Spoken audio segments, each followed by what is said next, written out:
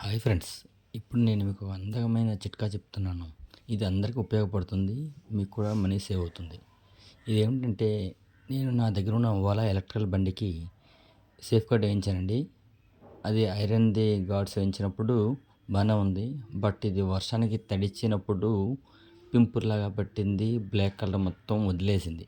So, అప్పుడు ఏం చేశానంటే నా దగ్గర ఉన్న బ్లాక్ కలర్‌తోని ఈ విధంగా పెయింట్ బ్రష్‌తో వాడేసి ఆ సేఫ్ గార్డ్ మొత్తాన్ని కూడాను జస్ట్ ఎక్కడెక్కడైతే పింపుల్ పట్టిందో ఆ విధంగా మార్చాను.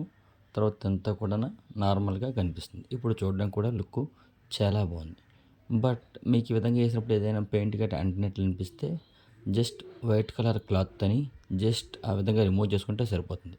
నేను పెయింట్ కూడా ఏం కొనలేదండి. మా పాపకి కలర్స్ ఏవైతే డ్రాయింగ్ వేస్తుందో ఆ ఆ పెయింట్సే వాడేశాను.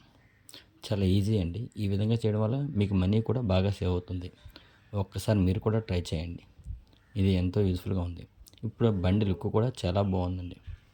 ఇంతకు ముందులాగా అయితే కొంచెం ఒక దగ్గర పింపుల్‌లాగా పట్టేసి కొన్ని దగ్గరలా బాగుండకపోవడం జరిగింది. కానీ ఇప్పుడు చాలా బాగుంది. Thank you.